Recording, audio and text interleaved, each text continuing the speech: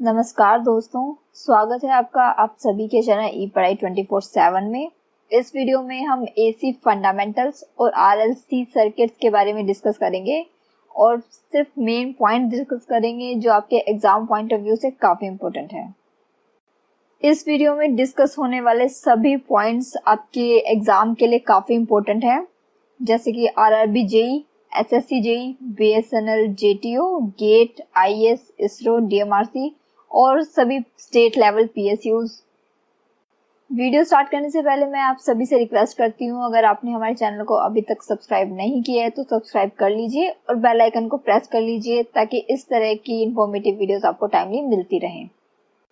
RMS value, root mean square value, जिसे हम effective value भी बोलते हैं, ये हम फाइंड आउट कर सकते हैं with the help of this formula Y R M S equal to, जैसे कि इसके नेम से इंडिकेट है, रूट, मीन और स्क्वायर। दैट मीन्स हमें रूट करना है, रूट के लिए अंडर रूट, उसके बाद हमें मीन लेना है, दैट मीन्स 1/t, और उसके बाद जो हमारा इंटीग्रेशन का पार्ट है उसे स्क्वायर करना है।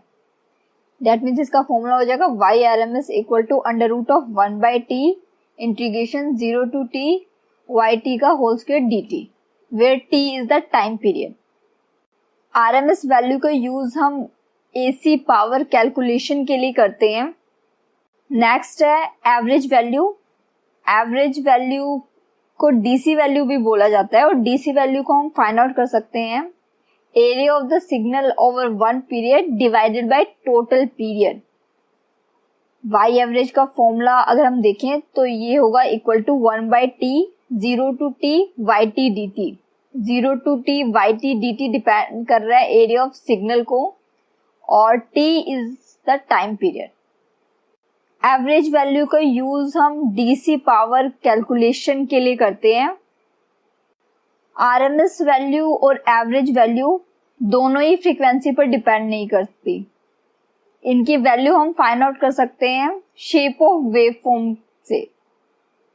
अगर बात करें साइन और कोसाइन फंक्शंस की तो उसके लिए एवरेज वैल्यू और आरएमएस वैल्यू होती है। एवरेज वैल्यू होती है 0 और आरएमएस वैल्यू होती है Vm/√2, where Vm is the maximum value. क्योंकि साइन और कोसाइन वेव हमारी पीरियोडिक वेव हैं और जनरली हम इन वेव्स का यूज करते हैं, तो आपको इनकी एवरेज और आरएमएस वैल्यू आपको पता होनी चाहिए क्योंकि डायरेक्टली क्वेश्चन यहाँ से भी पुट हो जाते हैं। चलिए देखते हैं कुछ इंपॉर्टेंट वेव फॉर्म्स की आरएमएस वैल्यू और एवरेज वैल्यू। आप आरएमएस वैल्यू और एवरेज वैल्यू आप जो लास्ट में स्लाइड आपको शो की थी आप वहां से फाइंड आउट कर सकते हैं with the help of those formulas.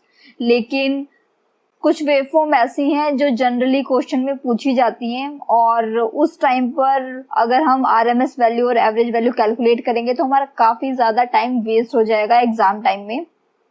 तो इट्स बेटर कि हम कुछ वेवफॉर्म्स की वैल्यूज़ को मेमोराइज कर लें ताकि हमारा टाइम ज़्यादा वेस्ट ना हो एग्जाम में। जैसे कि इस वेवफॉर्म को देख के आप बता सकते हैं साइन वेव है, तो साइन वेव के लिए वी आरएमएस होगा हमारा Vm/√2 और वी एवरेज की वैल्यू होगी 0।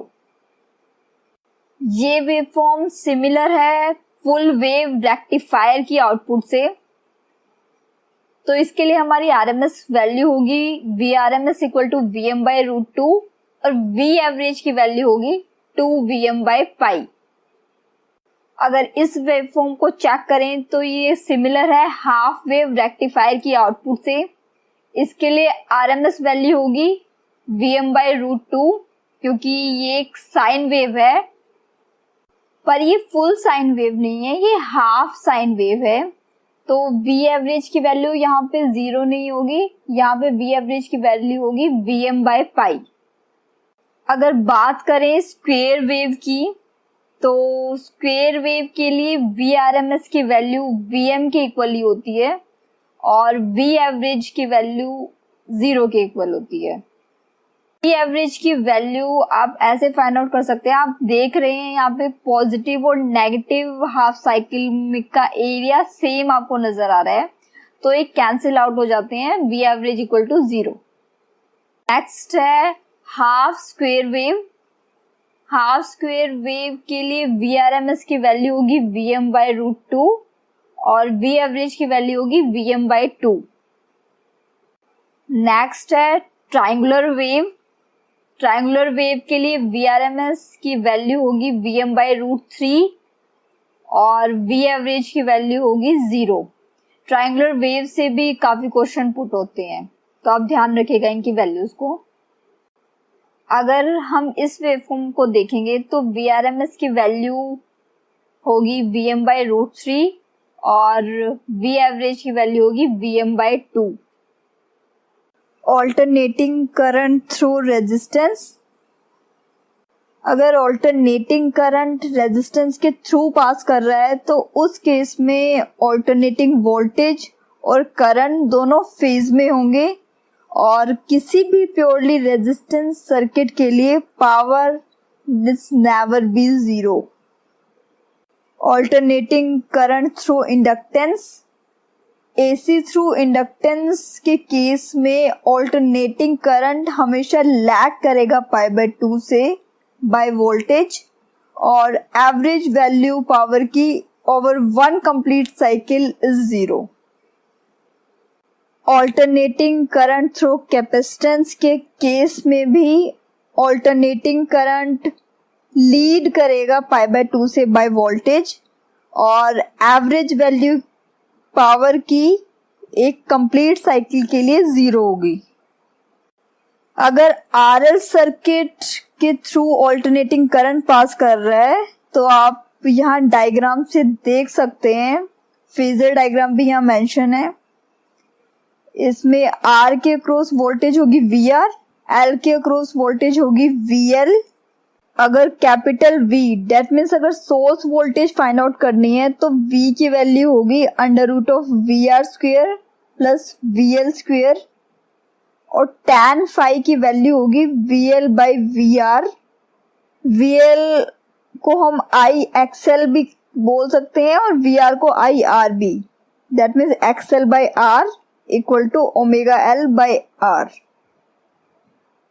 रेजिस्टेंस इंडक्टेंस अगर सीरीज में कनेक्टेड है तो इस केस में हमारा पावर फैक्टर लैग करेगा। पावर फैक्टर की वैल्यू हम यहाँ से फाइंड आउट कर सकते हैं tan inverse of ωL/R।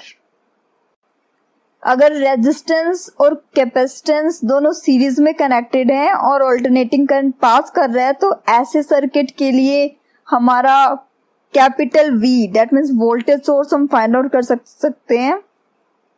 Capital V की वैल्यू होगी √VR² माइनस ऑफ VC का होल स्क्वायर और tan phi की वैल्यू होगी XC/R where XC is 1/ωc। tan phi is equal to 1/ωcR। RC circuit में हमारा पावर फैक्टर एंगल लीड करेगा। ये सिनेरियो उस केस में है जब RC सीरीज में कनेक्टेड है। अगर RC पैरेलल में कनेक्टेड होगा तो केस थोड़ा डिफरेंट होगा। Active power. एक्टिव पावर ऐसी पावर होती है जो एक्चुअली डिसिपेट करती है सर्किट रेजिस्टेंस में। इसे हम ट्रू, रियल या एवरेज पावर भी कहते हैं। एक्टिव पावर की वैल्यू को हम फाइंड आउट कर सकते हैं P = I²R VI cos phi। cos phi हमारा पावर फैक्टर है। नेक्स्ट है reactive power. Reactive power develop होती है सर्किट के रिएक्टेंस से।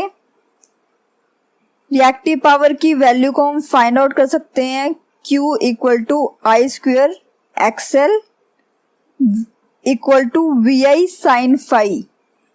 रिएक्टिव पावर की यूनिट होती है volt ampere reactive VAR। Apparent power. Apparent power की वैल्यू को फाइंड आउट किया जाता है RMS वैल्यू ऑफ वोल्टेज और सर्किट करंट के मल्टीप्लिकेशन से। S = VI = I²Z और एपरेंट पावर की यूनिट होती है वोल्टेज एम्पियर, जिसे हम डिनोट करते हैं VA से। पावर फैक्टर जिसे डिनोट करते हैं cos फाई से, इसकी वैल्यू होती है true power divided by apparent power. True power की value VI cos phi, apparent power is VI। Basically voltage और करंट के बीच के फेज एंगल की कोसाइन वैल्यू को पावर फैक्टर कहा जाता है। cos phi equal to R by Z।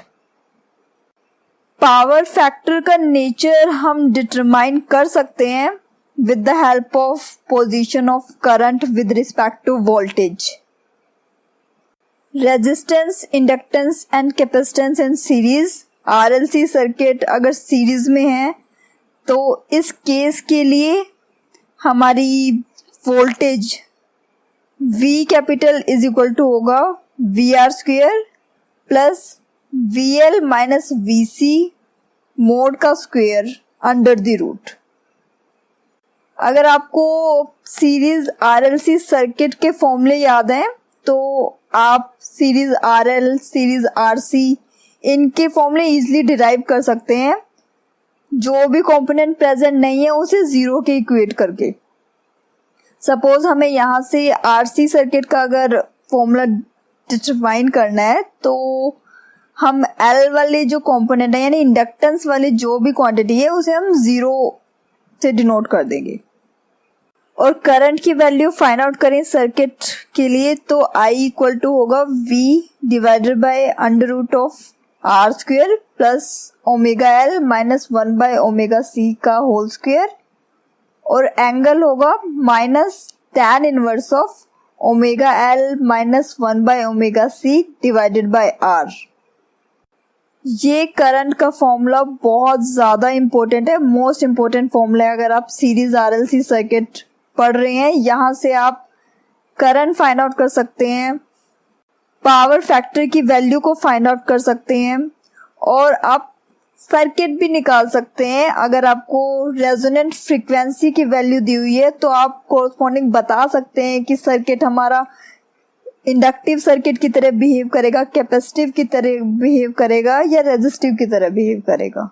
काफ़ी क्वेश्चंस पूछे जाते हैं इस फॉर्मूले से। Thanks for listening.